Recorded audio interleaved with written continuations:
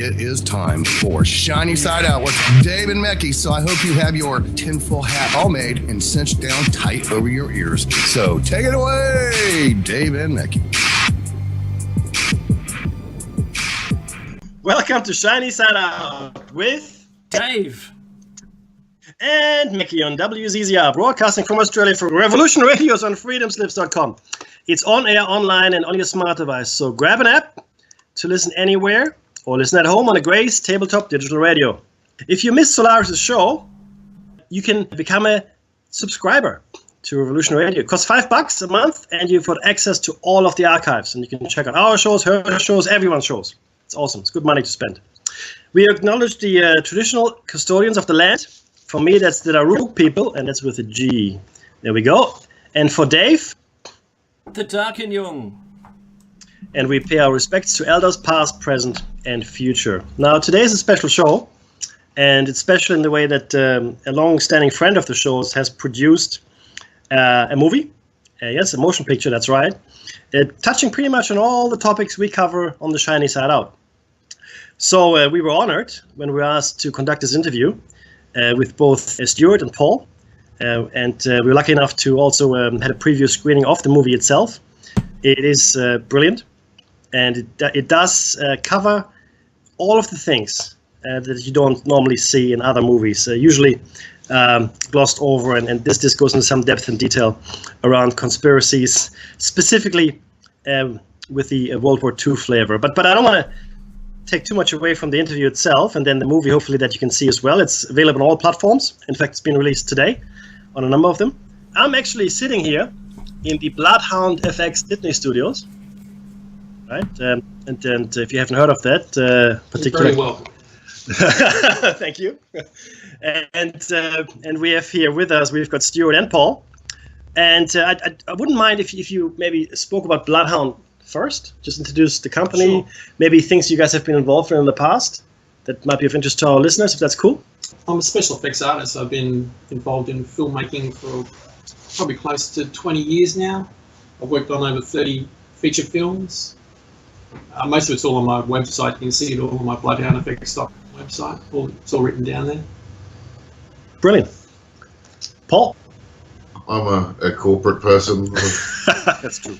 Yeah, I've been working in the corporate world for the last 20 odd years at varying companies, the likes of HP and IBM and Fujitsu and Didata, etc., etc. I'm also a bit of a car nut. I like making stuff with my hands. I've got a race car. I had a hot rod workshop for a while there. I thought this is an interesting project. I've managed many large multi-million-dollar things. This should be a doddle. Well, we actually met through your warehouse before then, didn't we? Really? Yeah.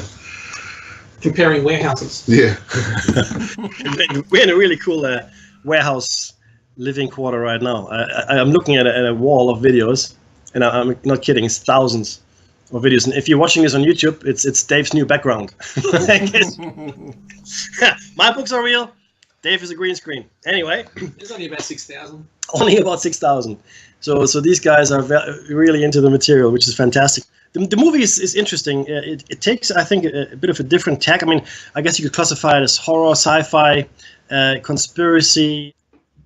Tell us about the movie in a nutshell. I mean, what is it about? What did you try to? Well, that's a tough one. Right, go on. Well, it evolved, so it's very hard to describe. But we all started out sitting around talking about conspiracy theories, and everything else has really been done except for Hitler and the occult, especially the Anunnaki, the Tool, all of those elements, which is just so fascinating and never really been touched on before. I mean, Iron Sky did a little bit, but it was so silly. Hokey. That's true. That it just missed what it should have been about. Mm-hmm. They had such a huge budget and it's great special effects, but the story and the acting. Yeah, they went just for really let it down. Hollywood comedy, where actually the subject matter, which is just phenomenal. Like the Nazis actually seriously thought they could create a Superman and get him into space.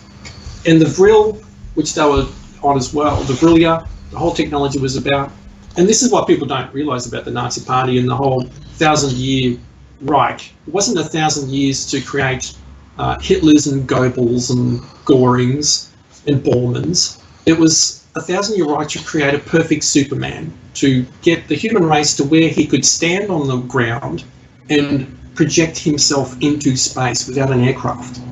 The Superman. And no one's ever really touched on that before, ever gone into it. Now, I wanted to try to get a movie that hit that. But of course, that would require a budget. So we ended up watering the whole thing down to create Hitler Lives, a zombie movie. So he's still alive after World War II. He's escaped. He's got to Antarctica and had a heart attack on a submarine, and his head chopped off by Dr. Mengele and injected with an alien serum to keep him alive. And his head's been stuck onto bodies in a bunker in Adelaide, and he's just been living through different bodies for the last 100 years. Nice. So he's essentially a zombie in a bunker, living off bodies. And initially we wanted to kind of do it all on mobile phones. Like, I wanted to do a bit like Natural Born Killers, how Oliver Stone just did that beautiful film with so many different variants of filmmaking. So he used old cameras, Bolexes, he used HD, he used really crappy video cameras, a bit of animation, a bit of stop motion, a little bit of everything, and just put it into the mix. And why not? I mean, it's entertainment. Why do you have to be so sterile and just do one format and be so clinical? So I was just going to be crazy. But when it came down to doing it on mobile phones and stuff, it just got a little bit silly, so it really didn't work. And at that point, that's when I kind of got Paul involved, because everyone else had kind of just departed. Because this is a 10-year road. And it was getting to the 5 years. I think we were talking about 5 years at that point. No, never got it started. Well, I started the script. I didn't even initially think I was going to be a part of it. Stu had a friend who was apparently dying to be the producer of the film and had talked about it for ages and was so psyched, and had no project management experience, no people management, no production management experience. So I said to her, look, project management is easy. I can teach you how to do it really quickly, give you all the software, train you up, and off you go. So she said, yep, cool, gave her the software, started giving her some tutorials and examples, and said, you know, work through these things, I'll help you build them up, etc. I think it's at that point she realised that being a producer wasn't sort of walking around with a glass of wine in your hand, telling people what to do. It actually meant doing a lot of hard work and research and spreadsheets and management and calling people. And logistics. And at that point she basically just walked away. And but the major thing I was missing on the film was a logistics manager, because there were so many things, because I'm dealing with drunk people. There's no money in the movie, so this movie was made on alcohol. If anyone who says that you can't make a movie on alcohol is a liar, you actually can. When was it you decided to make the movie? I decided to make the movie when I finished the first script, and I was satisfied that it was good enough. And at that point, it was around about 200 pages. Wow. Which was ridiculous. But I knew I was going to cut it down. Like most movies, you just film it, you cut it back to what looks good, and I really wasn't sure, because it's my first movie I've made myself. Like, I've watched hundreds of directors do their thing, so I know how it's done. It's pretty easy. You just stand there and shoot it. And most of them are talentless hacks, you know? Clearly. Hopeless. Their DOP does all the work. They just sit there and just, you know, live up to glory.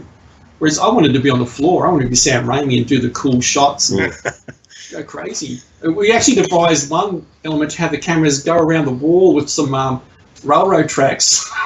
That's pretty cool. We tried to get the railroad tracks and put it all on this wall to get the camera to run around the railroad. No, it was a complete disaster. That had never worked. After I'd written the script for 200 pages, I gave it to Paul to read. I gave it to a couple of other actors, Jay Katz especially, and Jay Katz loved it. So getting Jay Katz on board gave it a bit more realism. So after getting Jay, I kind of was looking for someone to take it to the next level and help me make it, because I just couldn't do it myself. And that's when I kind of approached Paul, because Paul was hanging around. And it's like, what are you hanging around for? What's going on? So I just like warehouses, I'm hanging around. It's like, okay, well, instead of hanging around, read this and help me make this movie. because I just get ring-ins that would come in, and every night, Friday night, Saturday night, I'd have 20 people in my workshop all getting pissed. I don't want to interrupt your stream of consciousness, but I'm curious now. Having said all this, who are your inspirations then, from a filmmaking perspective? Not directors necessarily or producers, but from a filmmaking perspective. Who are the people that you want to emulate or pay homage to? I was always inspired by the classics because I'm 47, so my childhood was watching all the old stuff like Bela Lugosi's and the Boris Karloffs, Lon Chaney Jr. Oh yeah. And I love all that stuff. And then I kind of moved into Eraserhead with David Lynch. And then I moved into Eraserhead with David Lynch and Elephant Man and all of that stuff, which I just love the way that kind of was like they kick back to the old classics in black and white. Initially, I wanted to do Hitler Lives in black and white. But it's like, black and white gets tarred with the art house brush. True. And I didn't want to make an art house movie. I wanted it to be a bit more mainstream. Mm-hmm. So instead of that, I wanted to shoot it all HD, high color, and then grade it back to like a military brown. Nice. Which is kind of what I said to our post-production guys. I want it black and white. I don't want it color. I want it like a military brown, like the Nazi Party uniform. No, I get that. Plus some of the footage from that era, right? And he did it beautifully. Like the grading, I was really happy. It's probably the only really thing I'm happy with in the movie. Well, yeah, like that. I actually get it a lot speaking to creative, artistic people, right? You never finished. You have to say to yourself at some point, it's done, right? No? That's what this guy did. You're done. No. I could finished. be working on this movie for the next 2 years. Yeah. I would say 2 years, and it would be where I wanted it to be. But Paul wasn't going for that at all. So he gave me deadlines, had me the deadlines. So the work was not to my liking, but you just got to, as Paul said, it's good enough. Go with it. Are you saying it's the director's cut coming? No, I never want to look at it again. Says he now. Oh, look, when we release the DVD... There can't be a director's No. cut. When we release the DVD, there's heaps of extra stuff that we're going to put on there. There's even a scene that I act appallingly in that fortunately made it into the bin. But, it will go on the DVD for a giggle. Well, that's a bit of an extension of the cutting down of the script, because we filmed this in such a haphazard way that I rewrote the script 15 times. So there's 15 revisions of the script, and that happened while we were shooting. Because first of all, there was too much dialogue. I had actors who weren't professional actors, and they couldn't do the dialogue. One of the actors, who was the lead actor, Mort, was pretty much a permanent alcoholic, and he had a 2-second memory. So we'd have to hold up all the words for him to write. Paul came up with an idea of putting a little mic in his ear, and we'd feed him the dialogue. What have you taken away from that whole 10 years for yourself? Well, I only ever started it to teach myself filmmaking. Because, being a special effects artist, you work behind the scenes all the time, and you're always like doing that one little blood squirt, that one little thing that makes that scene work. And that's really, it gives you a joy. Like you watch the scene and it's like, well, why did that little bit? Oh, blink. Oh, you missed it. Yeah. And it's like, well, that's a bit boring. I'd like to do the whole scene. So it's like, I want to actually make a movie and just do the whole scene so I can appreciate that I did that scene, I constructed that. Everything was, all the camera angles and stuff. And so I just wanted to jump in the deep end of the pool and just do a feature film and try to make it the best it could be for the price we could put into it, Of course. Something that we found dealing with film industry people, and a lot of Stu's friends are in sort of the film industry and making short films, etc., is it's almost like they've got this preconceived playbook of how everything should be done. Like, for example, on the side of a video camera, that you're not going to be looking through the viewfinder to see if a scene's framed properly. You want some external screen. So an 8-inch external screen that's Kodak color certified is something like $12,000, and that's still a pretty small screen. For say a 24-inch screen, you're looking at sort of $50,000. Oh wow! And if you talk to any DOP or any person who's in the film industry, like, got to have it, Kodak color corrected, blah, blah, blah. And I've looked at that and gone, well, I've got a really good quality 24-inch monitor. The camera has a HDMI out. I can just plug the HDMI cable from the camera into the 24-inch monitor, and there's my 24-inch display. But, you know, that would horrify someone who's, you know, that's just not the filmmaking way, Paul. Horrify a card-carrying DOP. Wow. And we didn't have a huge amount of money, but the luxury of time has allowed us to get some stuff looking really good. Paul cut a lot of corners in what's traditionally done in filmmaking, which we did not do anything traditionally. But I look at the way film industry people do stuff and I go, right, that's clearly based on a methodology or a practice that someone came up with 50 years ago or 60 years ago. And it hasn't changed. Because everyone repeats it, everyone's been brainwashed into thinking that's the film way, which is the best way and the only way. And I've come in with a fresh set of eyes and gone, that's stupid. We can do it 5 times as fast, 5 times as well, 5 times as cheap, and get 5 times better output. I've got a question, Paul. When Meckie and I visited your studios during the production of this a number of years back now, one of the things that surprised me was when you were showing me some of the lenses that you require, and that they're not cheap. And I was really personally impressed by the level at which you were taking this. You weren't doing it on a handy cam. There are certain things that a film industry, I'd say religion-based, which I think have no grounding in reality or justification. And there are other things that are absolutely necessary, like we use Blackmagic cameras, which I believe Total Recall, the version of that made about 4 years ago, that was shot on Blackmagic cameras. Okay. I think one of the Blackmagic was Total Recall. So they're industry quality gear.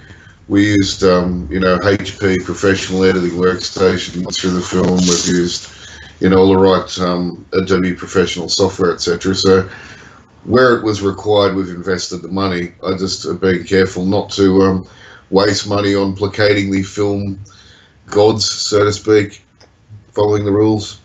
Yeah, but going on from there, the great thing about the Blackmagic camera is it has adaptations for any lens that you really want to put on it, whereas most of the other HD cameras don't.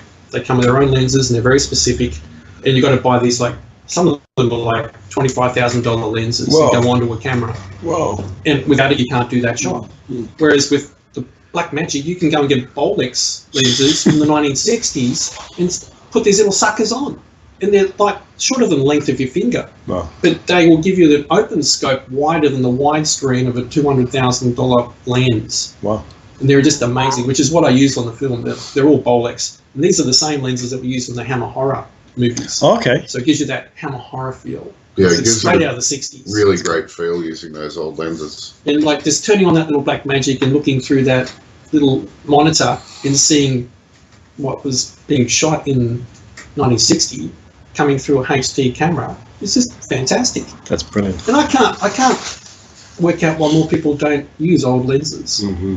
All these old lenses are fantastic. They had so much fun with old Bolex lenses, where everyone's out there buying these hugely expensive digital lenses that require 3 people to use them because they're almost little computers in a lens. They're quite extraordinary. But I went just back to the basics. That's what is so great about the movie as well. You get that feel, and the thing is this: I can tell you why they do that, because they have to buy, someone has to buy them. So film students these days probably don't learn about that stuff anymore, right? If you go to college or university today, you don't learn about the Bolex, you don't learn about this, you learn about the new stuff, which costs you hundreds of thousands of dollars. Right? You're probably right. They're just taught all the new stuff. Yeah.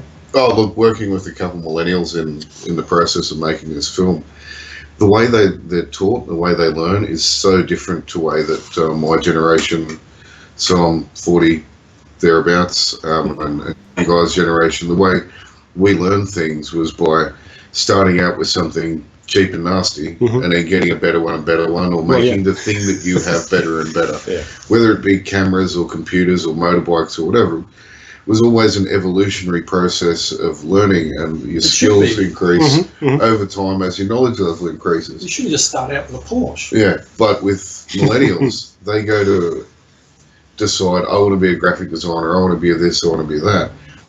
They turn up at a course, they're given the Ferrari tools and taught the only way to do this is in a Ferrari. Yeah.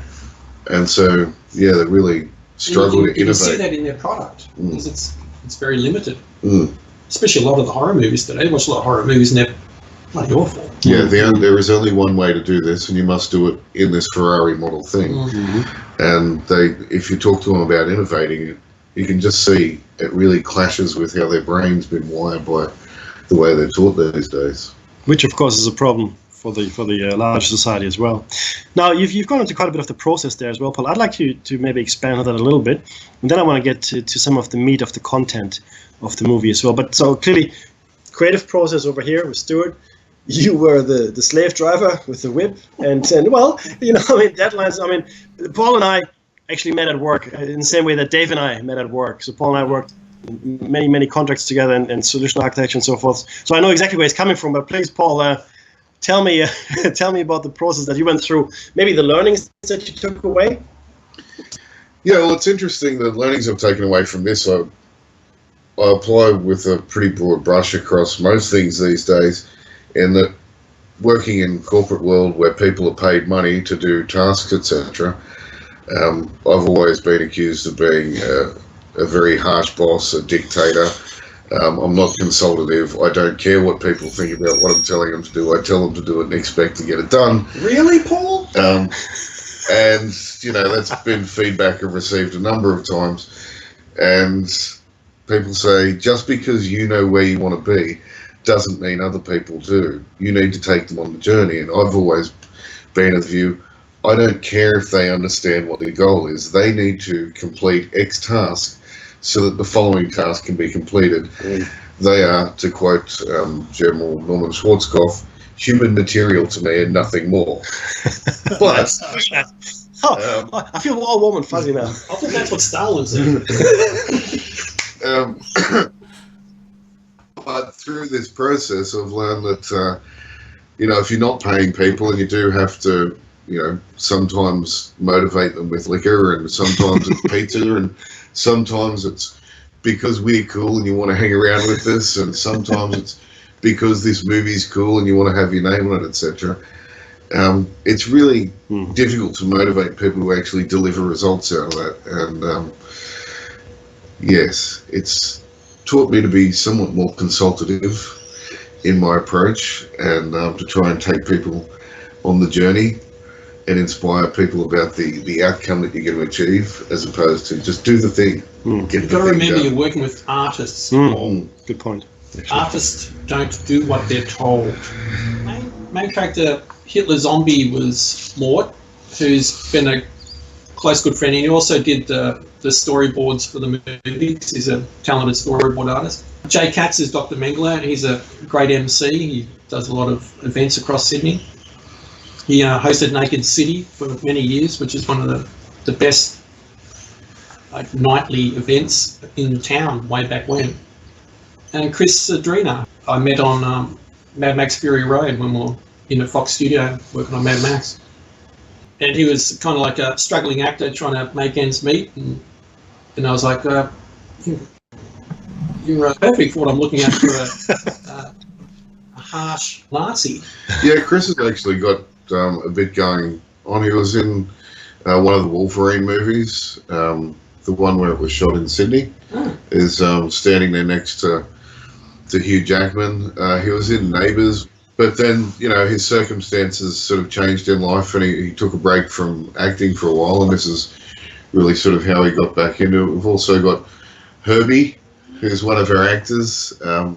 Herbie plays the role of Spanner, which I won't spoil it for you, but is a pretty funny character in his own way. Dorf, which is Chris Adrina's certainly got a lot of screen presence, is 6'2" and very broad across the shoulders. Johnny Boxer. Oh dear, Johnny Boxer. So Johnny Boxer's a bit of a local celebrity in Australia. He's one of the roughest people you'll ever meet. He's been in and out of jail his entire life because basically anyone challenges Johnny to a fight, and no matter what the circumstances, it could be his daughter's christening, he'll throw down. And he's an absolute wrecking machine, as they say in Rocky. And yes, what generally happens is someone mouths off to Johnny. Johnny punches them. They wake up in hospital. Johnny's in jail again. He's got one hell of a screen presence. He plays Otto Scorsese, that's right, yeah. Otto Scorsese, who was Hitler's most favourite mercenary. He saved Mussolini from the Italian Alps on his little escapade. And he also plays another little hidden character, a little flamethrower in the little dream sequence. Cool. So, yeah. And he's been a friend for a long time, so, he's another one that always just hung around the workshop, so I just stuck him in a scene. So, Dr. Mengele, I think when you see the film, he really lights up the screen. Mort, because he's got a lot of health problems and has been drinking a lot too much for a lot too long. The zombie Hitler, I've been stuck in a bunker for the last 60 years with my mind rotting. It just really comes across the screen brilliantly. No acting required. You'll note his teeth are yellow in some of the scenes. I'd just like to make it clear that's not makeup. His teeth are actually bright yellow. Nice, very nice. Now, okay, that's actually, thank you for the insight, guys. And then if you actually, any of our listeners out there, if you start watching the movie, come back to the interview and re-listen again, you probably get more out of it. But Paul, look, you cover a lot of stuff in the movie, scientific, supernatural, crazy Nazi stuff, politics.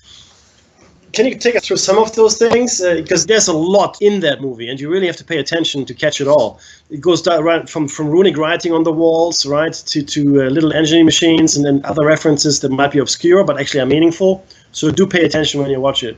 The first script was like 10 times more than what we put in it. We chopped out so much it's not funny, which really upset Jay Katz. There's nothing he doesn't know about conspiracy. Basically, it's just from our love of mysteries. And there are so many unsolved mysteries. And nothing makes sense. Something that Mickey and I share in common is, which makes us sort of good at the jobs we do, is an ability to look at massively complicated systems and see patterns and numbers that stand out for us, like they've got flashing lights on top of them, but most people never see. We've worked on complicated deals, up to sort of $500 million involving 50,000 people in 20,000 places around the country, etc. And it takes a certain kind of brain wiring for that. And so my interest in the conspiracy stuff has always been, I'll be reading a newspaper or something, and there'll be one element of a story that just sticks out at me. I won't mention anything topical at the moment. Thank you. But there'll be a certain wording, or there'll be, and this person was the first man on scene or something, and there'll be something on my brain that'll go, well, it doesn't make sense that that person was the first person on scene. Why were they there first? Surely there were people closer. Da da da da da da.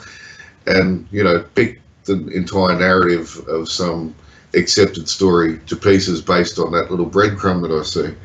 And so that's kind of what got me into conspiracies, just that questioning mind of looking at things and going, that doesn't sound right, picking it apart and then researching the hell out of the thing that has caught my attention. Look at the Lusitania. Why did it have munitions on board? And why did the submarine hit the munitions area when it blew up? Yep. Was that just coincidence? Or? Clearly. Conspiracies are completely neutral as far as the term is concerned. A conspiracy is something that exists. It's something that has been around for a long time, but we have given it today it's a negative connotation. When somebody says conspiracy, you usually think in that case with a tinfoil hat. But let's be very clear that conspiracies are a real thing and have been with us throughout history. Now, you have put a lot of historical content into this particular movie, specifically from the Nazi era, specifically from the occult that the Nazis were so interested in. So take us through some of the stuff that is in there that people can look forward to. Well, there was a big part of trimming down the script too.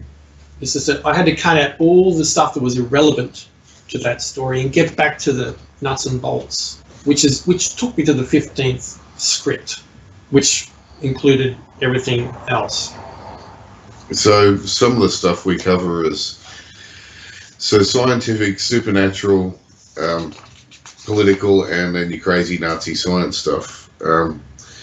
One of the scientific things is we mentioned foliostatin in the film. Now, I don't know, have you guys covered that on your show? We have not. Wow. Not so, yet. Not foliostatin, I'll give you a teaser before the full show. Mecky will do the rest of the research and figure out what's actually happened to it. All right. So, about 2006, they were doing testing on monkeys and mice because they noticed this breed of cattle that has double muscle. And they analysed the chemical makeup of these cattle and found that in all mammals there's a protagonist-antagonist relationship between the chemicals foliostatin and neostatin within the body. So neostatin is produced constantly by your body, and when your body decides it needs to grow muscle because you've been lifting lots of weights or doing lots of exercise, your body releases some foliostatin, which stops the neostatin signal and your body develops muscle. Well, they thought, what if we inject a hell of a lot of foliostatin into mice and monkeys? What's going to happen? Well, they found in 30 days, the monkeys put on up to 30% extraskeletal muscle mass. Not only did they put on all that muscle mass, but they grew all the tendons, all of the arteries, all of the necessary things to support that in a healthy way. Not just giant lumps of muscle and having heart attacks. When they turned off the gene that produces neostatin in mice, they found that those mice grew massive amounts of muscle, about twice they normally would as a mouse, and then they lived healthily till 95 years old in mouse years and then died of natural mouse causes. But when they did, at the age of 95, they were stronger than 18-year-old mice. And this foliostatin-neostatin reaction is something that's common in all mammals, so it applies equally to human beings. So to think that so this is 2006, 2007. They were going to start human trials in 2007 and then 2009. You can research it. There's lots of book about the trials they're going to do, but there's nothing about what happened with them and nothing since then, and that's 10 years ago. Mm-hmm. Now, the stuff's available online from laboratories. You can buy the stuff. The doses to replicate the monkey type stuff would be in the order of 30 grand for a month. But consider this. Countries like China, Russia, North Korea, America, potentially. You think there aren't army units around the world where they're taking skinny 18-year-old guys in, jamming their stuff into them, and 30 days later they're walking out looking like Mr. Olympia? Like, wouldn't that make sense that a country like North Korea would be doing something like that right now? But no one talks about it. It's gone, just disappeared. Supernatural themes. Monoatomic gold is part of the formula that Mengele's giving to Hitler to keep him alive. Now, you guys have covered that off in multiple shows. Yeah, our listeners should be well aware of this, guys. This is the the bread of life and such. Go on. So there was the temple that they found. Yes, in present day Israel. Near Mount Sinai. Yes, correct. Which was they found enormous amounts of this white powder. Tons of it. Yeah, it was a high. It looked like a smelter. It wasn't quite a smelter. So some people believe in Lawrence Garden. I went into it and looked. They might have used some electrostatic energy to essentially turn gold into into monatomic gold, right? So yeah, that's a thing. Please take over. Yep. Yeah, if you haven't heard about it, monoatomic gold is such a fascinating topic. All of the things that they attributed to pharaohs, the Old Kingdom pharaohs, the record says they lived for like 900 years, etc. In fact, even thousands of years, but yes. Yeah, so all of the things they attributed to those pharaohs, things like, the ability to live for 1,000 years or more, super intelligence, super strength, super speed, all this stuff that sounds ridiculous. If you actually research monoatomic gold, it's supposed to have some really strange quantum properties and superconducting properties. Mm-hmm. And it begs the question, well, if you replaced all the iron particles in your body, all copper particles in your brain, etc., all the conducting metal particles with monoatomic gold, which is superconducting, what would that do?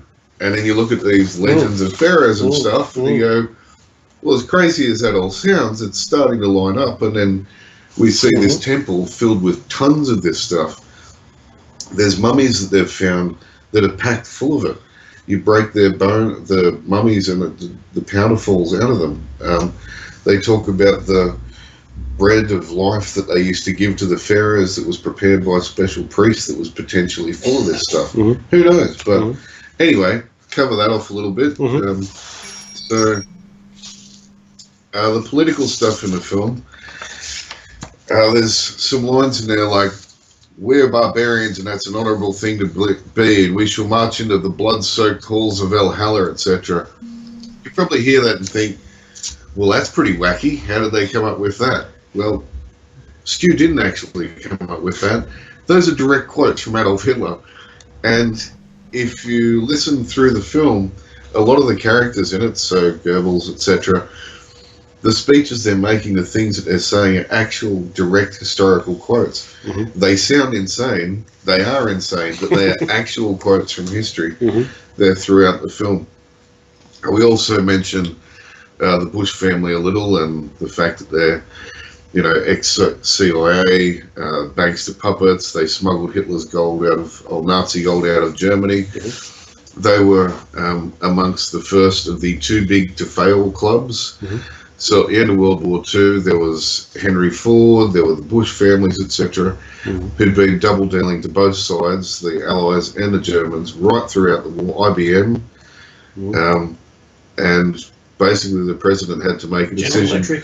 General Electric. The president had to decide at the time, do I put all these scumbags in jail and effectively crush the American economy because they own all of the giant companies, or do I just give them a free pass and say, you've been double-dealing for the entire war, you've actually been selling munitions to Germans which have been used to shoot Americans. The trucks that Hitler invaded Europe with all had Ford engines in them. It goes on and on. And then the crazy Nazi science stuff. So Dr. Mengele, just amazing, strange piece of history. So much unexplained about that guy. Obsessed with twins, and when he absconded at the end of World War II, settled in a town with a fake identity as the local doctor, all of a sudden they started having the highest rate of twins born anywhere in the world before or since. This is before DNA, this is before RNA, this is 60 years before the human genome was mapped. Nobody has a clue how we could influence that outcome. Not the slightest clue. There is no drug that we're aware of you could poke into someone that would modify their DNA to increase their likelihood of having twins. Yet somehow this guy was doing it. All of the horrible experiments that he conducted in the prison camps with twins, apart from eyewitness testimony of saying, I saw him do this to someone and I saw him do that to someone, has anyone actually seen any of his research notes? What happened to them? Nobody. People quote German experiments that happened in World War II, famously the hypothermia experiments of Dachau, which have been the basis for treating people with hypothermia since World War II, where they took a bunch of people and went, well, let's stick them all in big buckets of ice until they die. Well, that took 30 minutes, right. Let's stick them in there for 29 minutes, pull them out, wrap that one in a blanket, punch that one in the face, poke that one in the eye with a stick. Let's see which one survives. But yeah, all of the stuff from Mengele, we don't know what he was doing other than what we know from victims. He injected me with this and I was sick and then I got better. Yes. We saw he would actually take twins in one of the more horrible experiments and cut the hands of both sets of twins and then swap them over and stitch them on and see if they'd work. Horrific stuff. But yeah. But he was advancing body grafting techniques without which we wouldn't have those techniques today. The thing is this, and you probably guys, you know this, and our listenership probably as well. But after World War II, there was this this body of work that the Nazi scientists come up with, specifically medical, not just Mengele, but there was a whole bunch of stuff that put Aeronautical. right, everything, yeah. But so what the Surgeon General said at the time to the president, just after, because they wanted to use all that stuff, the Surgeon General said, I can't do that. I can't in good conscience use that. I know it would, give us 50, 60 years head start and everything else, but I can't do it. So the president said, okay, found another Surgeon General. But we have to understand that, yes, look, it is horrific by how this knowledge was, we came by it, but it is knowledge that is extremely valuable. And you're right, the Mengele stuff is similar to what Tesla did in a way, right? No, completely different, like completely unrelated, but we don't know, we don't have another mad genius. Right, yeah, exactly. We don't have insight on Tesla's work any more than we have into Mengele's work, right? I just want to add that the Mengele work has led to, and I hope everyone realizes this year they're doing a head transplant. Mm-hmm. Yeah. I know that X-Files touched on this with the Russian dog transplant, head transplant thing. YouTube. It's actually on YouTube. That's right. Yeah.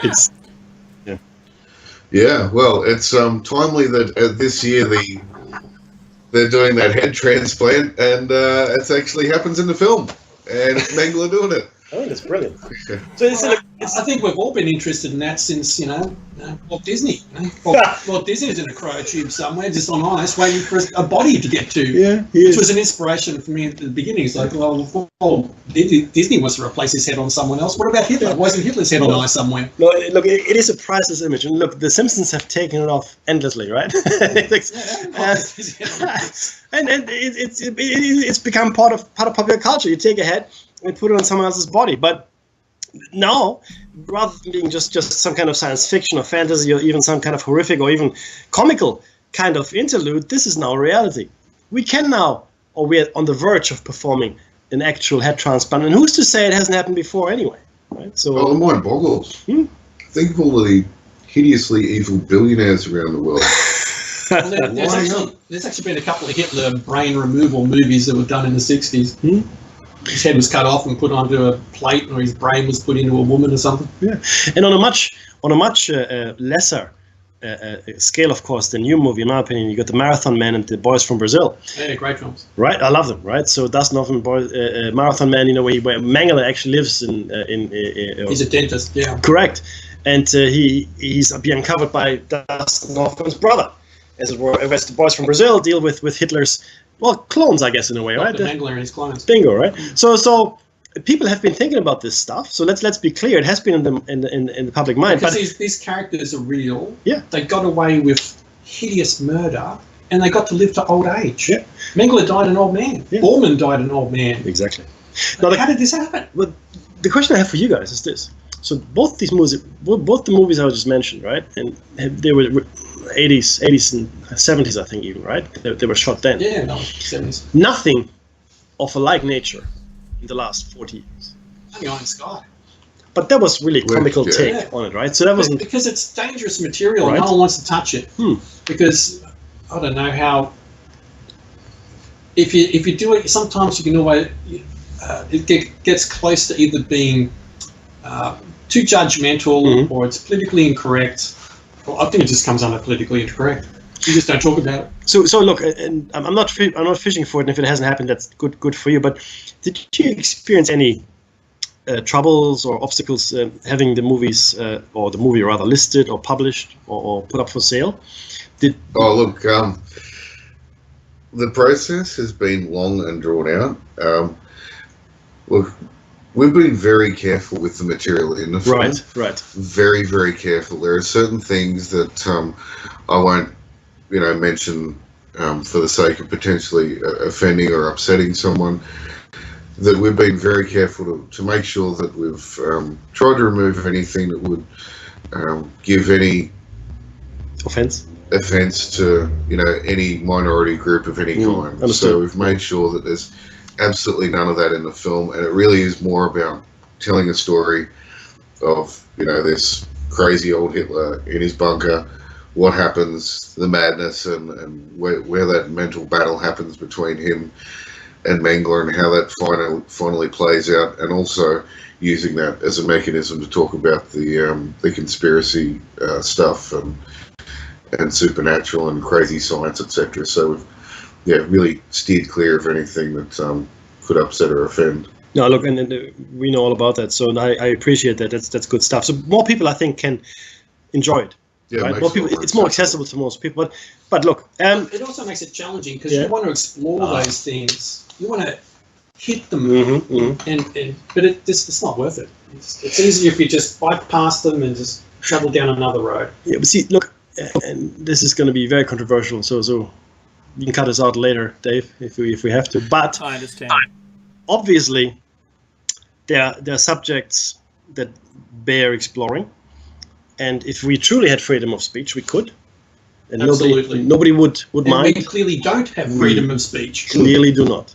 Clearly don't. So at the very least, you would be commercially disadvantaged. You would not be prosecuted or your life wouldn't be made hell, but it's enough to commercially disadvantage you, right? Oh, like potentially, if we put anything that sounded offensive, potentially to any That's why we had 15 Small. scripts, so I had to just make sure there was nothing in it. to any minorities, I would be very surprised if we would have got iTunes approval. It would have taken the smallest thing to get a no from iTunes, but I think that's the fact that we've got through iTunes, Google, Amazon, Hulu, Vudu, Xbox, PlayStation. Quality Gates is testament to the care taken to get to version 15. They've given us a ticket of approval. Yeah. And to our listenership, you just heard all the platforms this is available on. So I highly encourage you to have a look at it. Oh, Right. look, another thing that's cool about this film that if you consider yourself a conspiracy person, I imagine because you're listening to this show, you would. And if you get people over to your house and they're like, oh, what does conspiracy nut mean? And rather than try to explain to them, rather than have that difficult conversation, you can go, you know what, let's just watch a movie. Chuck this film on. Now, some people watch it and go, oh, that was like a pretty crazy, weird horror movie with some wacky stuff in it. Other people will ask you questions about things they see in it. They'll go, what's monoatomic gold? And what's this foliostatin? Is that like a word they've made up? And then you can go, well, actually, no, blah, blah, blah. When they mention, the Bush puppets, when they talk about things in World War II, if the person you're with has an inquisitive mind, they can ask questions about it. And you can go, well, as insane as that speech sounds, that's actually something that happened. And just by watching a movie with someone, you can open their mind a little bit, which, is something that I'd really like to get out of this film, is that, sure, a lot of people will watch it and just go, well, that was a bit of a crazy horror movie.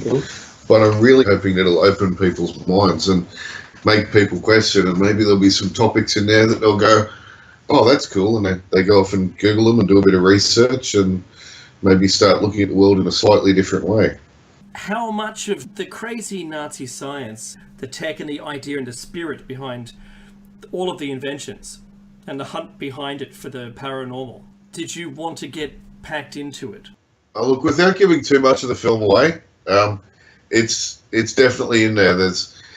Hitler talks about the black sun and the limitless, the Sonnenrad and the limitless energy of the universe and electromagnetic power as opposed to the explosion. And that goes back to dark matter and dark energy. Yeah. Which is what it is all about. And that's the Thule. Like you go into that, and they were discussing that in 1930.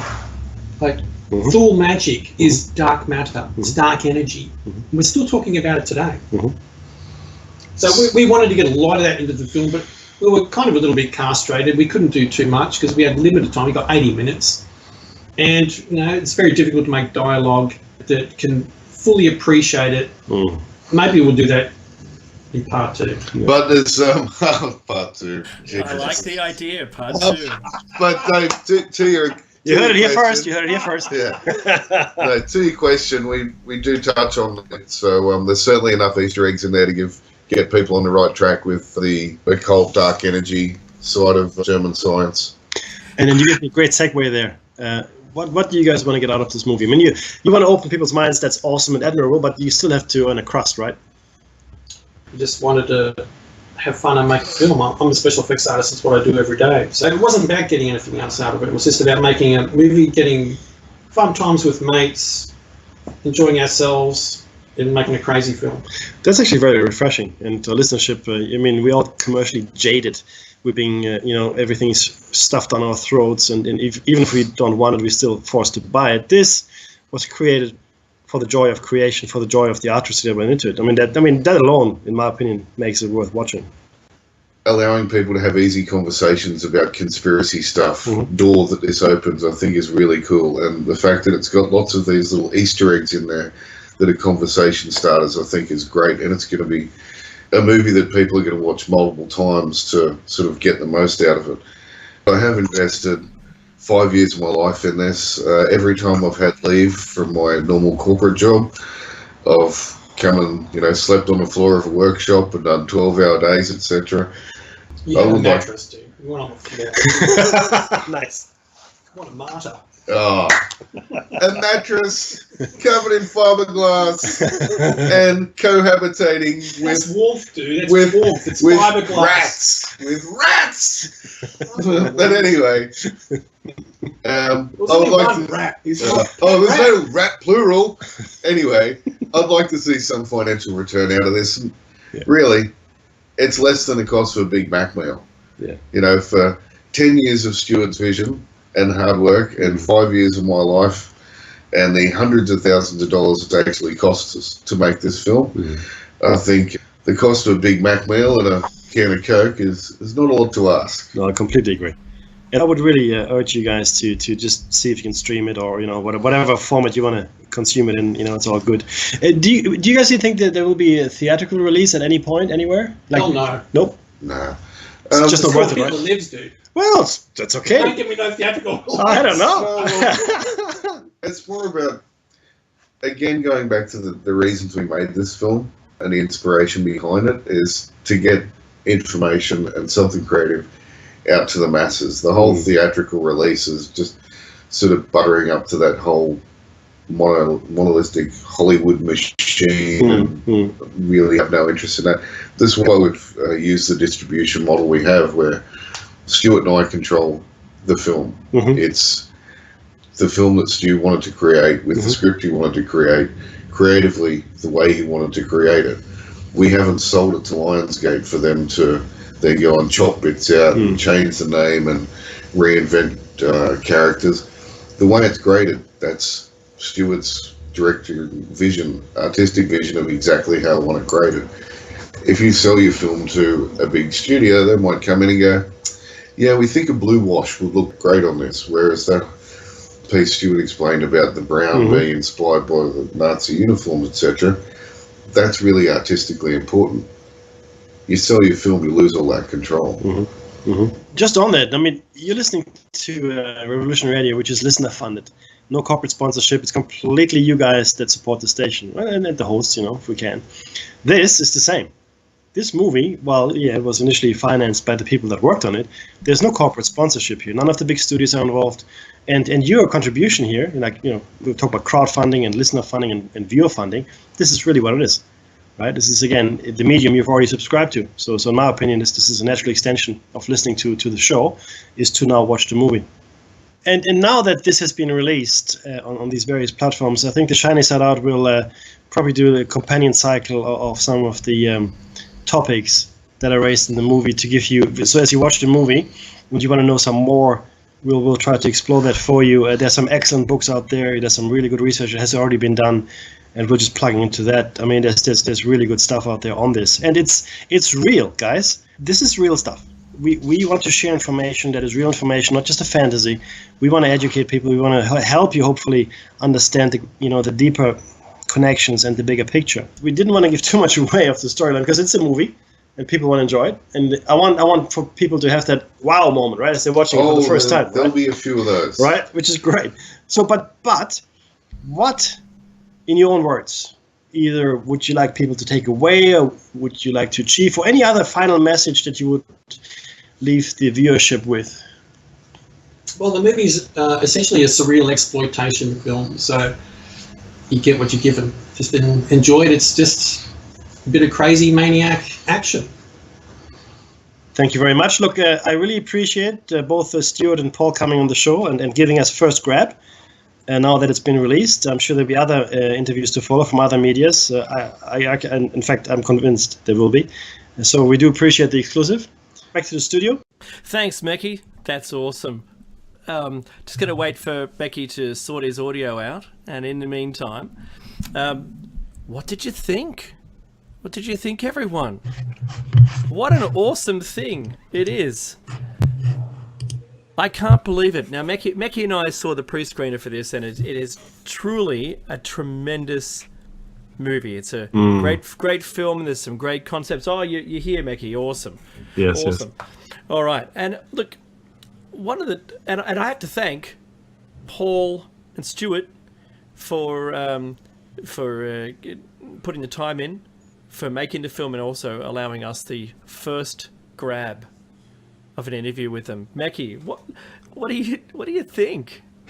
Look, I think it's awesome. Again, I do believe that this is a great example of where media is going to go. People just creating because they want to create. So, and if we can support that, great. Like, look at Kickstarter and so forth. Sites like that. And this is the next thing. And then Dave and I have got similar projects in mind. But the movie itself, I have to say, I liked it. It reminded me of a lot of the old style type horror movies, especially European horror movies, black and white, from the 70s and 80s to some extent. There's some really, how can I put this best, surreal and sort of psychedelic sequences in there. You will be torn as well, because you will have a whole range of different feelings as you watch this movie. You're thinking to yourself, I shouldn't have these emotions for these characters, but you will get them, I think. I do suggest to do some reading around it as well. You will get a lot more out of it. We will do, not today, but we will do, we will cover a few topics. So we'll do a few shows around the topics covered in the movie. We're going to go slightly, we'll go over monatomic gold. We'll talk about the Orgone accumulator. We'll talk about Das Sonnenrad. We'll talk about the Reich of the Black Sun. We'll talk about the Bell. We'll talk about the Kammerstab and a whole bunch of other stuff that is sort of alluded to more or less in the movie, and which will help you with some of the background. If you think it is way too far-fetched, it is not. In fact, some of the Nazi signs, and Dave here is all across this, some of the Nazi signs were so out there. There's some rumors around that they were actually able to travel interdimensionally. That's the Bell, and not only interdimensionally, but some believe that they also managed to actually travel in time.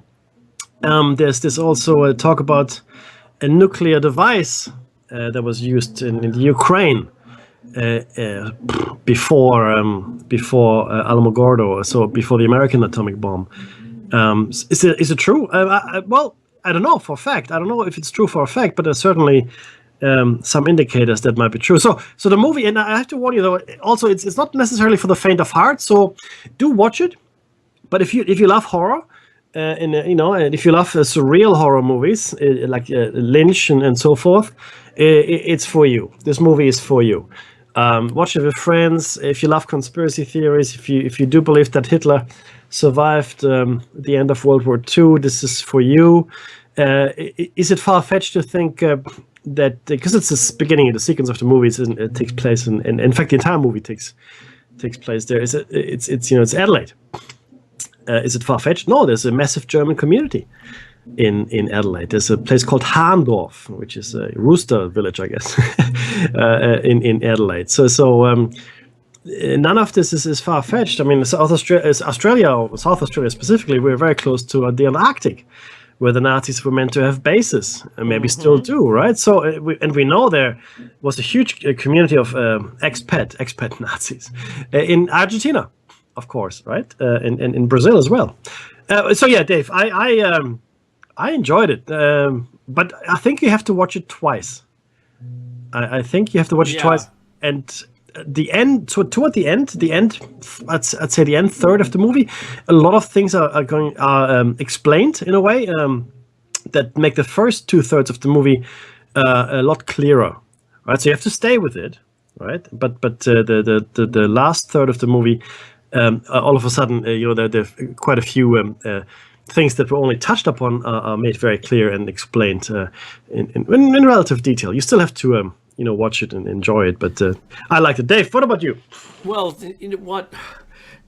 I agree with you that it's a double watch. It's sort of like I See Dead People, Yeah. where you have to watch it again to confirm it all back again. That however, I have to say, even me, a hardened movie gore horror guy, I lived through the 80s. I saw all of them. In fact, one of my friends created a horror park, a gore park in LA. It's gone now, but it only opened at nighttime, and it was just it was a gore park, right? That's all I can't tell you any more than that. However, I found one of the scenes rather confronting to me towards the end. I won't give it away. And I accept it for what it is. That's what it is. You watch this scene and it's, oh, okay, then that seems to make sense now. And I can't give anything away. I'm not going to do that. No spoilers here. I want to watch it again, and I'm going to watch it on one of the. How many different platforms is it on? It's crazy. I think you're absolutely right as well, Mekki, to touch on your point there about Australia being close to Antarctic, and there's a huge German named town in Adelaide, and it would make sense. I think they've come up with a tremendous script. I think they've linked everything together in a way that I never thought possible, even in a film. I hadn't connected these things together. Awesome. During the interview though, Mekki, because I was having an awful time with my audio getting down to you. However, one of the biggest questions that came from Olive in the chat room was, hey Mekki and or Narara, ask a question: how much information or documents do they have on Hitler going to the Arctic Circle and Operation High Jump or Operation Deep Freeze with the US Navy Admiral Richard Byrd to the Antarctic? Where did they maybe run into Hitler? So that question, I think it's set. I wouldn't want them to have answered that. I sent Mekki the question to ask, but I think we covered off everything without going too close to that. The real hard time that we've got nowadays is because our shows end up as an archive on YouTube. The minute we start talking about something that's not advertiser friendly, YouTube put a ban on us. They put a ban on us. They put a ban on the video. You can't do anything. It's not monetized. Can't do anything with it anymore. Like, we don't want to miss out the opportunity to be controversial. I'll tell you that much.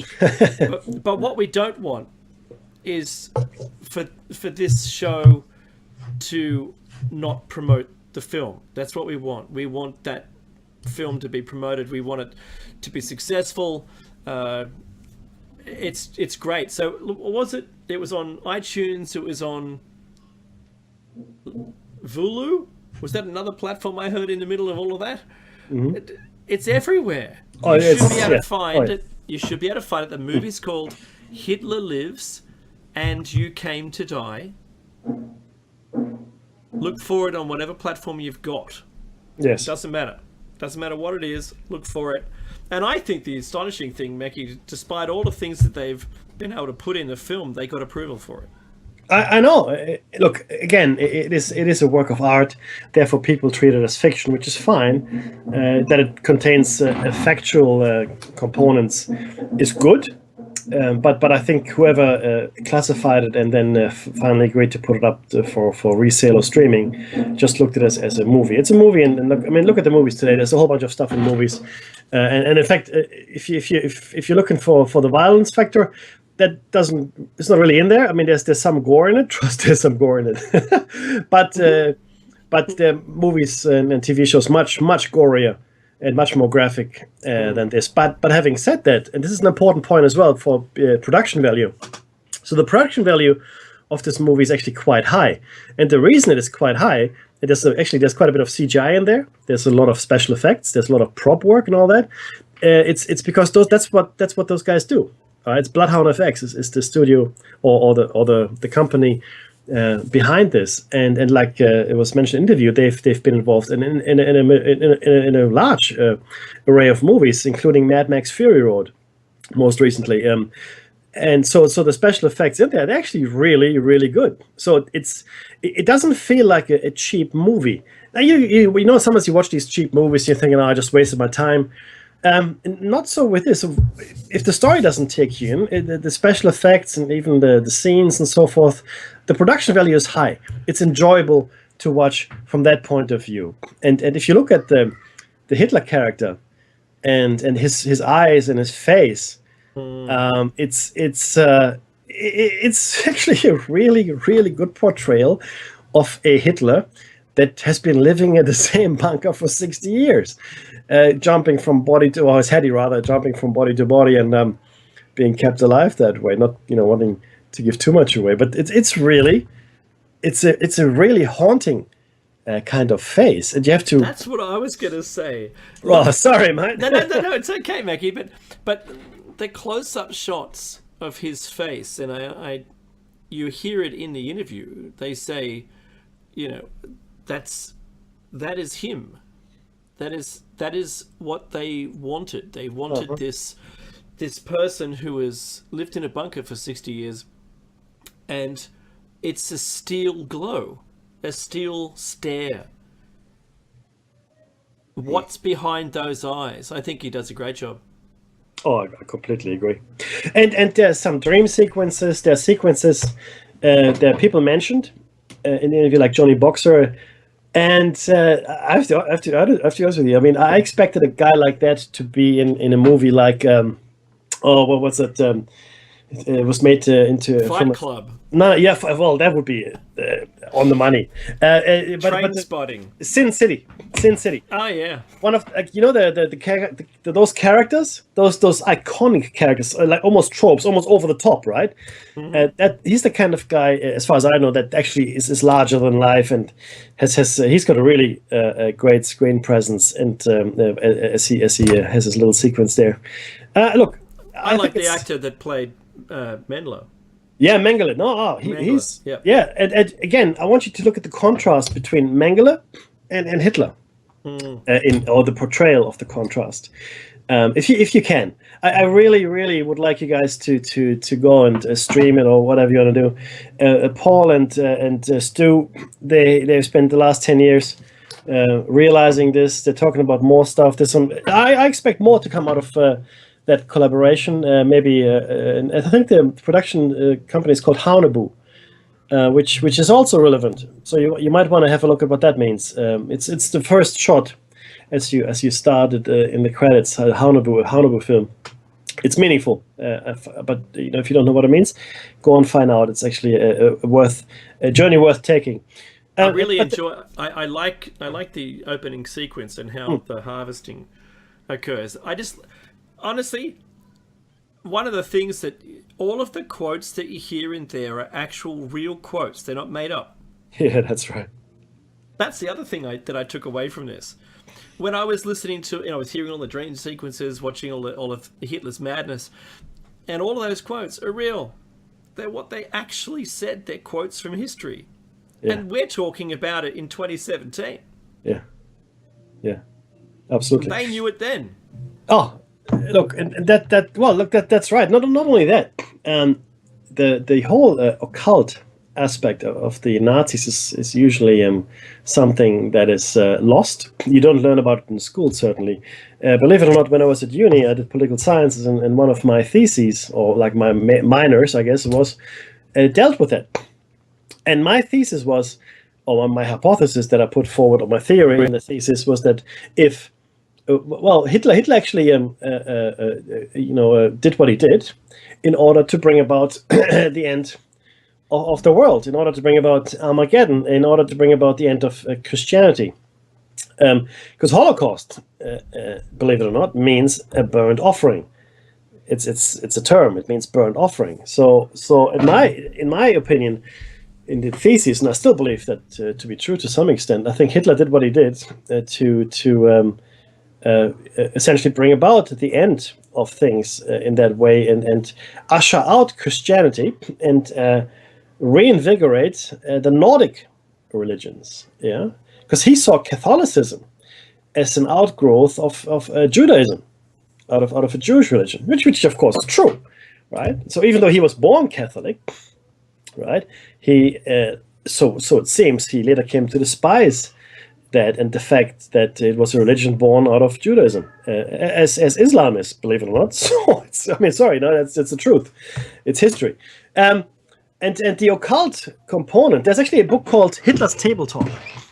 And I can't remember who wrote it. I'll find out for you guys. But if you can ever get a hold of it, Hitler's Table Talk, it was written by an eyewitness that was part of dinner. That went to many dinner parties that Hitler hosted or Hitler was part of, and he wrote down his recollections. I don't know if you can still find it. I hope you can. But if you do, then you will get a lot of insights into Hitler and his occult leanings as well. The Nazis did send people into Tibet, into expeditions to find, I guess, ancient civilization. They were looking for Shangri-La. They really were. This was pre-war, right? Oh, absolutely. Yes. So, Mekki, just to highlight that, they went the globe over, everywhere, hunting for ancient tech and the idea and mysticism. Mm-hmm. Is that right, Mekki? Correct me if I'm wrong. Yeah, that's right. Look, what underlies the Nazi ideology is the Thule Society, or Thule, Thule, right? And you want to look it up as well. And like they said in the interview, the Vril energy, VRIL, a component, orgone accumulators, and things like that. Essentially, in fact, believe it or not, quantum physics came about as a as a direct answer to Einstein's theory of relativity. The Germans under Hitler, or driven by Hitler, I guess to some extent, didn't really want to do anything with relativity. He thought, well, it's a Jewish science, not really for me. So quantum physics, in a way, was born the way we have it today. And as you can see, the two are completely contradictory. There's no unified theory quite yet that brings them all together, quantum physics and relativity. I still think that's completely unlikely. Yeah, look, again... That's a pipe dream. Yeah, well, look, I agree with you. And I think fundamentally, the way we understand reality is completely wrong. It is like what we think is intuitive and logical and so forth. Yeah, that's fine. Yeah, we think, okay, well, that makes sense. In fact, I don't think that's so at all. I think reality is a lot more complex and in fact maybe even impossible for us to understand with our current physical structure. Maybe our brains aren't quite developed enough, or maybe they're deliberately stinted, in order not to decipher the universe, as it were. So the movie touches on a whole bunch of things. There's a lot of material in there that is completely factual. Other material, of course, speculative and pure science fiction and so forth. And that's the fun bit as well. And like I said, we will talk about some of the stuff in some detail a lot more. Dave, what are your favorite topics there that were raised in the movie? Monatomic gold. Yeah, I thought so. Number one favorite of mine. Yeah. There's no guessing there, right? What I did like was the heads, the surgery to replace a head on a body, the Mengele experiments, and we touched on that through the interview. How about yourself? Because they're the top two for me. Yeah, look, I really liked touching on the Vril energy and the occult roots. The occult roots of the Nazi movement. Nazi meaning really only National Socialism. That's all it is. And what it was, in direct competition to communism, it was meant to help the workers, right? So you have to understand that Nazism and communism are fundamentally there was different answers to the same problem, to the same question. Europe at the time, the 1920s, following World War I, was obviously in a state of disrepair, to put it mildly. Then we had the world financial crisis, or the crash in 26, and people were out of work. My grandmother used to tell me of running battles in the streets of Berlin. With the police. People came. See, the thing is that there's a whole bunch of veterans that had come back from World War I, unemployed, but they knew how to fight. What do you do with them? So some of them organized themselves in the Communist Party. Others organized themselves in the right-leaning national parties. And National Socialism was just one of them, right? They not even the most powerful one, in fact, right? It only happened, later that the Nazi Party came to some prominence, and that was largely due to the fact that they were very good at the political maneuvering, as well as the fact that they were supported by industry. So the Nazi movement was supported by industry in a great way. So you can look at fascism, Nazism, as a industrial military kind of political ideology. It's completely underwritten, or was underwritten, by industry. In Germany, not just German industry, but American industry and others, and these roots, go deep into this German psyche. The Germans never had a country.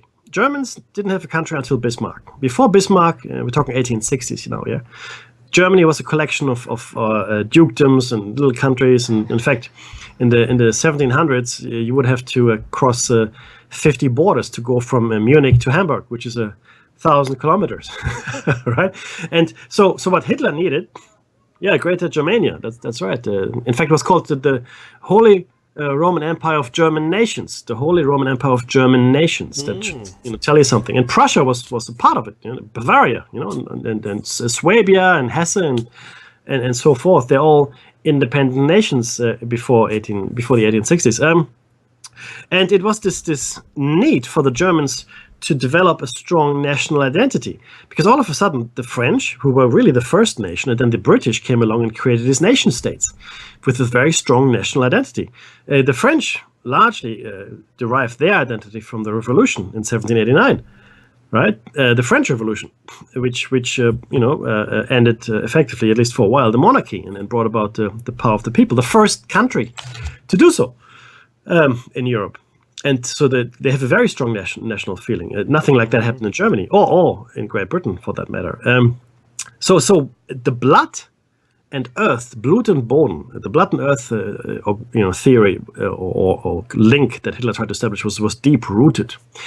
So it had to be mystical. It had to be some kind of mystical beginning that somehow the German blood is connected to the earth of Germany and all that stuff. It's all fun, but it goes deep. And all the rallies, if you look at the rallies that the Nazis had in Nazi Germany, right, the standards, the flames, the music, the marching, and there's like tens of thousands of people, hundreds of thousands of people at times. They are all significantly influenced by the occult. And it was almost like a not like a black magic, maybe to some extent a black magic ceremony, right? You really have to look at it and analyze it if you can. I've got a lot of material here at my house, obviously, that deals with this.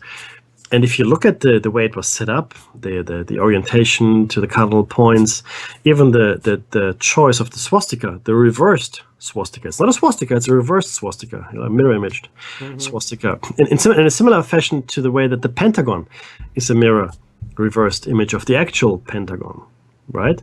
Or the pentagram. So it's reversed, pointing in the wrong direction. So both the swastika and the pentagram or pentagon are positive symbols. The swastika is a symbol of life in the Hindu religion, right? But it's reversed in the Nazi ideology. And then the runic scripts and the SS, which is also the two S's in the runic script, trying to hark back to a pre-Christian Germania, right? With the links to the Vikings and so forth. Interesting, very interesting background story to the whole German identity there.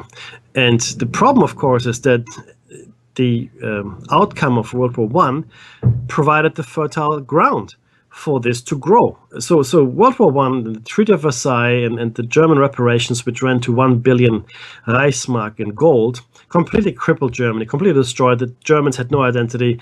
They had lost the war. Kaiser was no longer around, really. So what do? Something has to fill the vacuum here, right? The communists tried. It was the communists and the Nazis. They were trying both to win Germany over, and obviously, and this is where the industry comes in. Right? That's why the industrial complex in Germany as well as in America helped the Nazis, because they didn't want another country falling to communism. Because that's the communists had done in Russia was, they made everything state-owned. Nothing was in private hands anymore. That's no good if you own a factory. That's no good, right? So you can understand why the money people were underwriting the Nazis. Never mind whatever else, right? Come on, it makes sense, and therefore it's important to understand that it could have happened in any country if the situation were similar. So any country in ruins would be there. And look, do I want to point fingers? I don't know, Dave. You just put something in if I say it, I know what's going to happen to our YouTube channel. Well, that's what I'm saying. So if I say the name Roth, I can say it in German. Yeah. Rothschild. Yeah, it's very, very nice. There you go. And in fact, the name is Meyer, the Meyer family. That was the only called Rothschild because. That was the sign on the shop. The shop was a red shield, so it's okay. It's you look, and it's the banking monopolies, and now the one banking monopoly, I guess, from that point of view, that are running the background here. And they were terrified of the communist threat, terrified, because Stalin was ruthless, Lenin was an idealist, so was Trotsky, but Stalin was a pragmatist.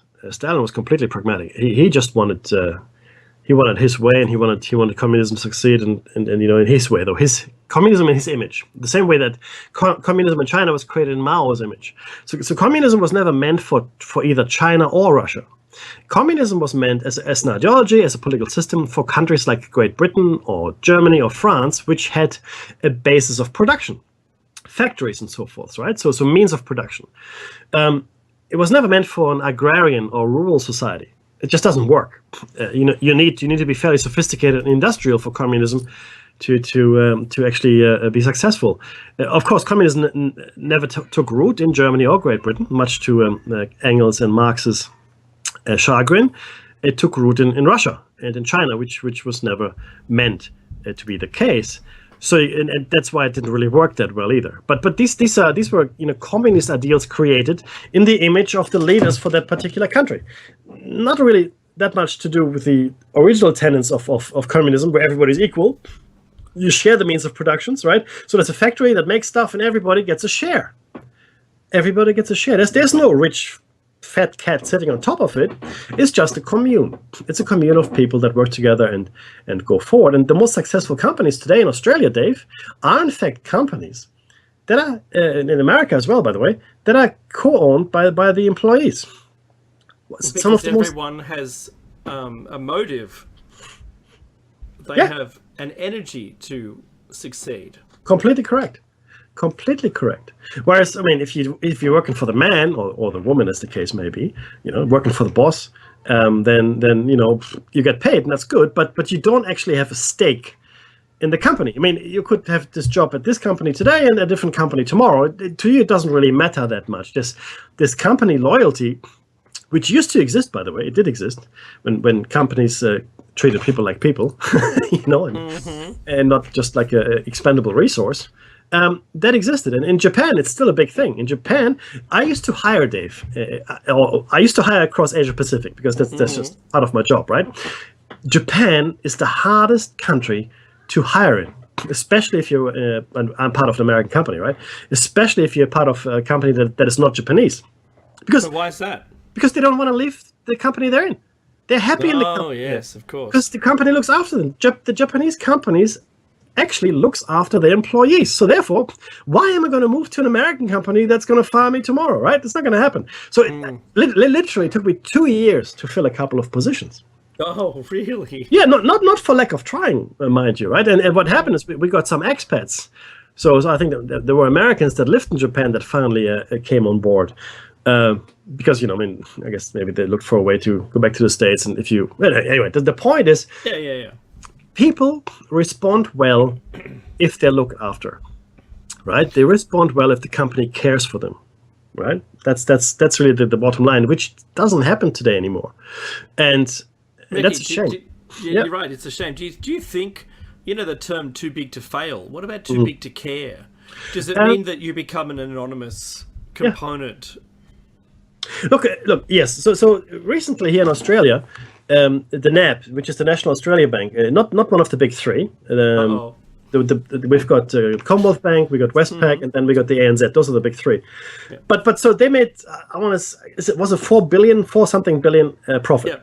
Yep. Profit, not revenue, guys. The country of Australia has 25 million people. The country of Australia, 25 million people. And all of these banks, now let's call them 4 or 5 banks, all of their profits are in the billions. There's no other bank in the world that has a similar profit ratio to population. But that's not the point. The point I'm making is, so they just announced $4 billion profit. I think it was a little bit more. 4 billion. Boom, there it is.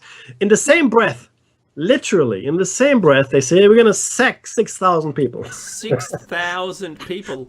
Boom. What? Yeah. You just profited. They said record profits of 4 billion, and we're going to get rid of 6,000 people. 6,000. Now, over the course of a couple of years, still, 6,000 people are going to lose their job.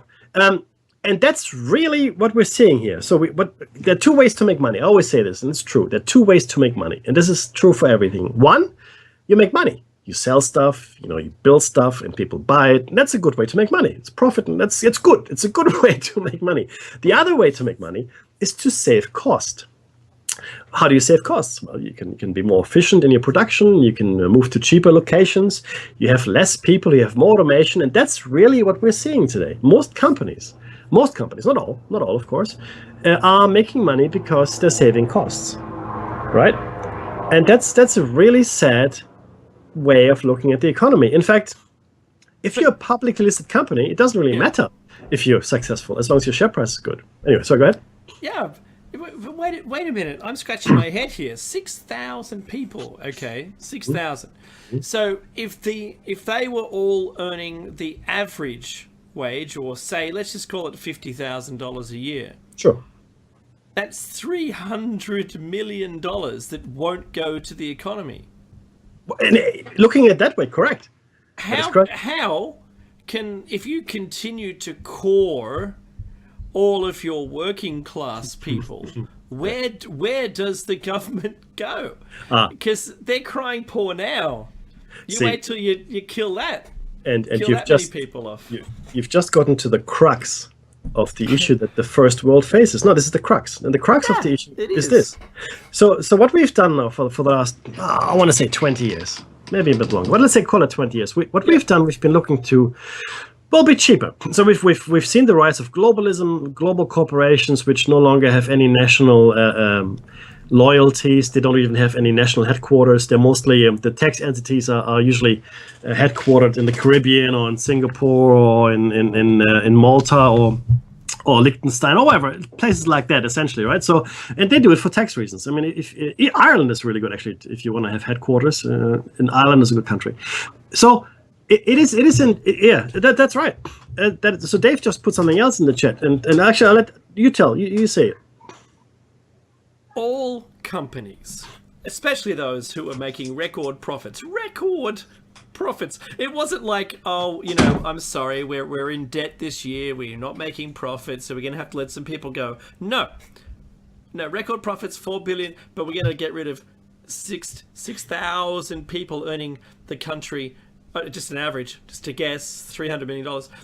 They need to begin to think, and Mecky's going to flesh this out, but they may need to begin to think that they should be, and maintain themselves a moral obligation to maintain employment within the country. That's what it should be. The government should be tapping them on the shoulder and going, do you know what? I really think you should keep those people on board. How are we going to pay? There's not going to be any tax coming in. Mm-hmm.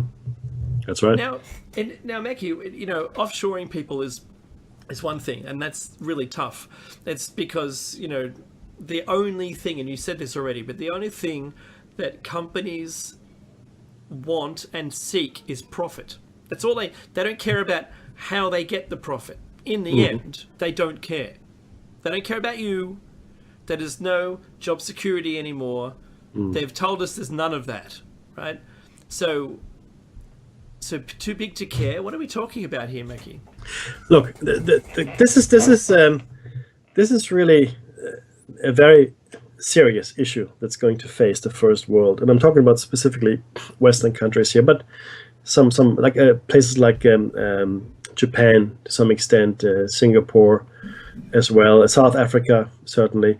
What we are doing, and globalization, that's either an undesired or unforeseen consequence, maybe planned consequence of globalism, I don't know, but it is a consequence of globalism. What we have done, we've gone ahead and found cheaper centers of production, cheaper centers of labor, which is cool, right? So this is really important. So all of a sudden, you had a job doing whatever, maybe not that skilled, but that's your job, and you're making an income, and you're having a living, and you're looking after your family, you're paying rent, or you might have a house, you buy food, you take part in society as it is, and you spend money doing that. That's great. It's great for the economy in Australia. I'm just talking about Australia. It's the same in America. It's the same everywhere else. And so each country has a very discrete economy. Okay, forget about globalism for a second, but every country has a discrete economy because we can't tax across borders. We cannot tax across borders, okay? So we can only tax our own little economy, our own little population, each of us. Now, if what's happening then is you lose your job. Okay, that's bad for you. It's really bad for you, right? But you might find another job, but maybe not. Maybe you can't. Maybe you're unemployed now. So, and we've seen this happen to a lot of jobs in contact centers, but now in even higher end jobs like IT, right? Certainly. In finance to some extent. And other functions, HR is a function that's being offshored significantly as well. Now, what happens though? So, okay, so you're creating employment in other countries. Well, that's good for the other country. That's great, right? It doesn't really do anything for your country. And I know I'm going to get some haters here and saying I hate globalism. Well, I think globalism doesn't really work when it comes down to this, because you're taking money out of the economy. And I mean this in a real way, because all of these jobs that used to generate money and income and economic activity in your country have now gone away. And like Dave just said, just this example with NAB, potentially $300 million, potentially over the next 2 years, that are taken out of the Australian economy. Not only that, if these people can't find work, then they're going to be a drain or burden on social security services, right? Medicare and unemployment and so forth. So if you look at that now, this is a trend that is ever increasing, getting ever faster, because I know it, I see it every day. It's part of my job to see it. And these jobs, that just disappear, and there's nothing replacing them. The next level now that we're seeing is automation, meaning, well, we're no longer creating a job offshore even. We're going to do away with that job altogether. It's gone. Whoosh. It is now done by a machine or a program or some fancy coding or whatever it might be. So that job no longer even exists in another country. And the knock-on effect in each economy is going to be even worse yet. So what we are doing is we are shifting from a working country to a non-working country. Now, the question I have, though, and this is something that nobody could answer for me, is let's say we do all of this, and the final consequence is that most things are either automated or offshored. How are the first world countries, apart from these few rich people, of course, that own everything, how will they be able to afford any of the goods and services that are produced in the low-cost countries or by automation? How? Because they won't have. There's no more spare income. There's no disposable income that can be spent on any of these luxuries. And we're seeing this today, Dave. Right now in Australia, our retail sector, I mean, online shopping adds to it, of course. Absolutely, yes. Our retail sector is in a tailspin. It is. I mean, you go anywhere, even in the supermarket. Everything is on sale, and it's truly on sale because nobody is spending any money. Nobody is spending money, and if nobody spends money, the economy grinds to a halt. Let me put it this way: there used to be 1,000 people doing a job, and they each get paid $50,000, right? And that's $50 million that people spend. Boom. All of those jobs have now gone away, and the one guy or girl that is now richer is richer by, I don't know, $30 million for argument's sake, right? The company owner. But this one rich person, do you really think that their economic activity is going to replace the economic activity of the other 1,000 people or whatever I just said? So the answer is exactly no, it's not. He's not going to, or they're not going to buy 1,000 cars. They're not going to go on 1,000 holidays. They're not going to buy pizzas. Yeah, 1,000 pizzas, 1,000 turkeys, 1,000 outfits. No, the answer is no. So therefore, your economy eventually, not yet, eventually will go into negative growth. They call it negative growth.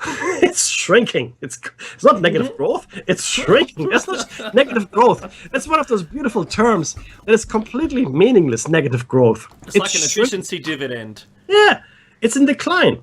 The economies will go in decline, and the more we are going into automation, right? Because that'll happen, and everybody then will suffer. Both the kind of the most countries that are targeted for offshoring are India, Vietnam, places like that, Philippines, right? Where labor really is cheap. And look, the work is okay. I mean, people have to live, but even those people in those countries will be done away with eventually because it is going into automation. It is Japan. The Japanese have gone very far, but what they have done, they've built up skills in other areas. So we now have to somehow upskill our children and give them enough ammunition to change their job on a monthly, weekly basis. Because all of these things that used to be certain, you're going to finance, that's a good job, or you're going to be a lawyer. Apart from medicine, and even there's a lot of automation and other things happening, right? Robotic surgeons, things like that. In the future, there simply will be a lot less work. It's just how it is. I can't see there being almost any work at all. Just think about this. The only reason that you go to the supermarket, or in America it's just called market, you go to the market, is to buy all your groceries in a single spot, right? You push the trolley backwards and forwards amongst the aisles. You know that the people who make the product actually have to pay to have their product on that shelf, and it's valued because it's at, it's higher value because it's at eye level, and there's also the children's stuff at children level that is paid for their position on the shelf by the manufacturer of the goods on the shelf. Think about that.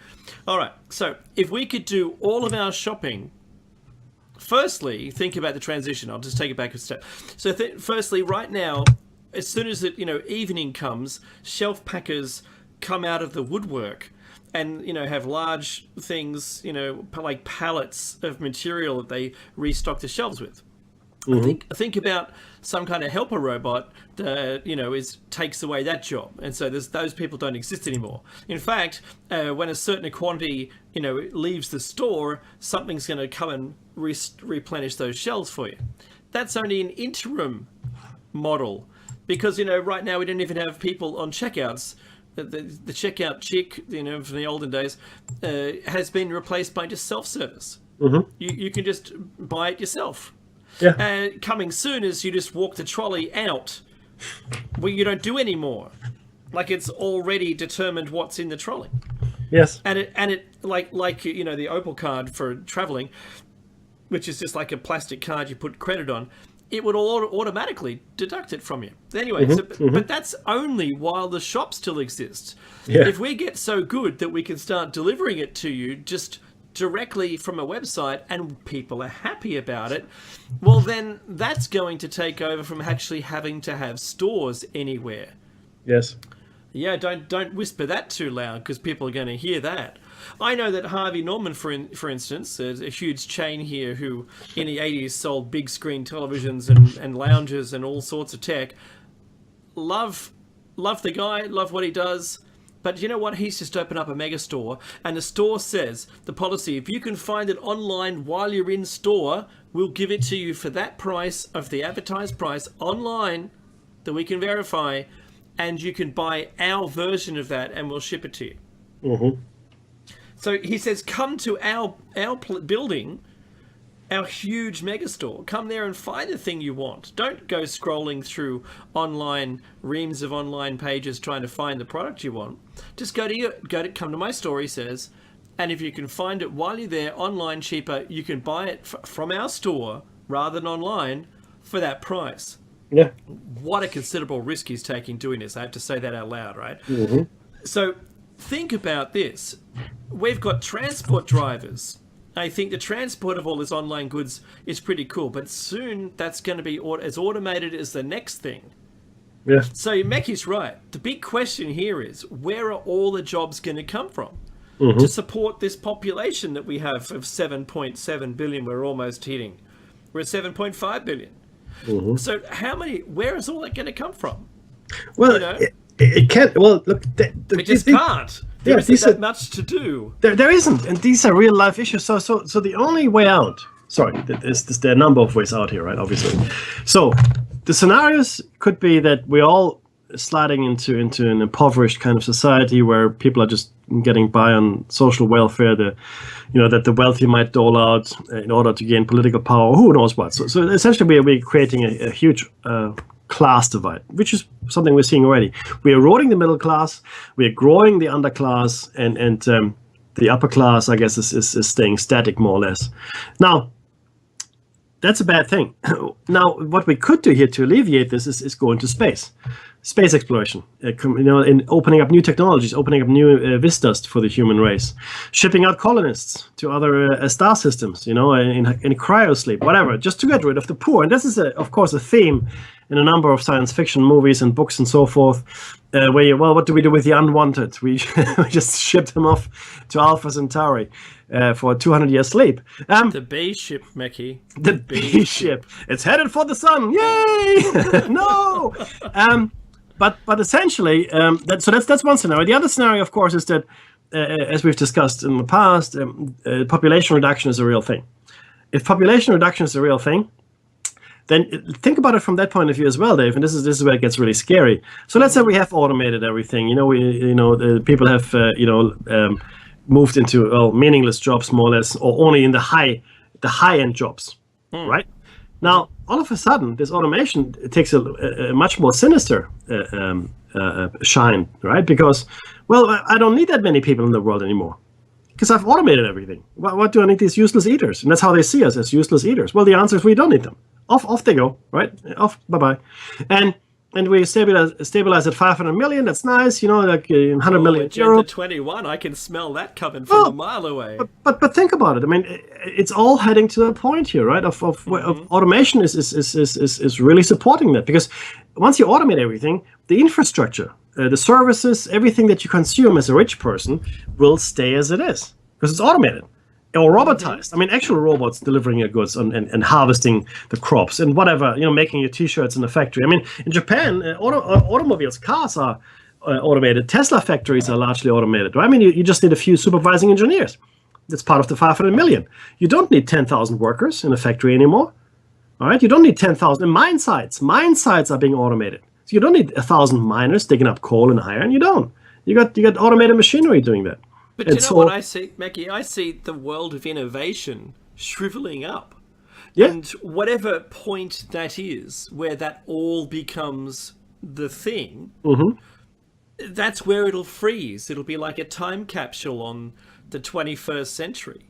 Yes, it won't ever change for eternity. Yeah, and maybe that level of sophistication, that level of comfort is enough for who is in power.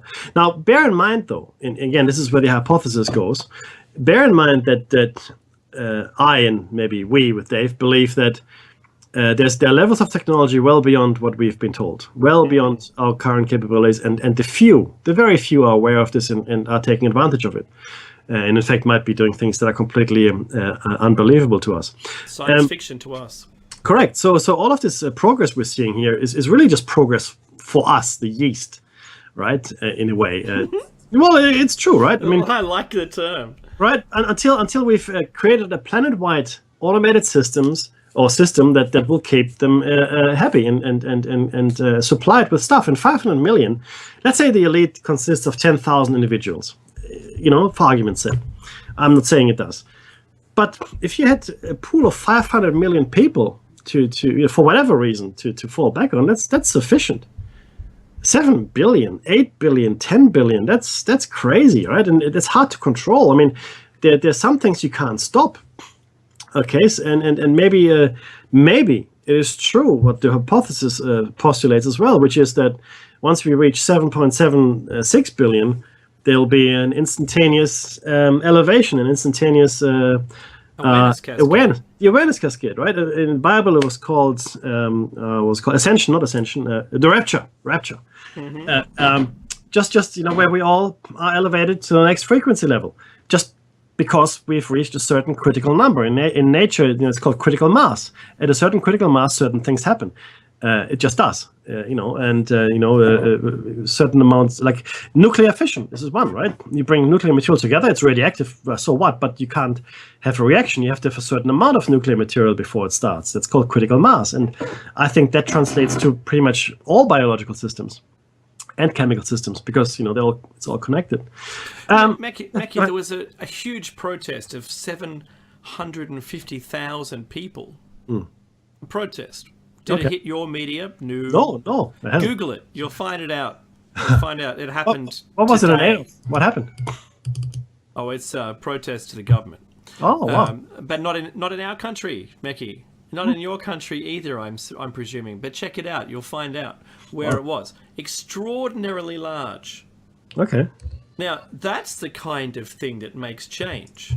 Yes. I don't think that they want that kind of change. No. So from Mackie and I, from our research, we've only got a couple of minutes, just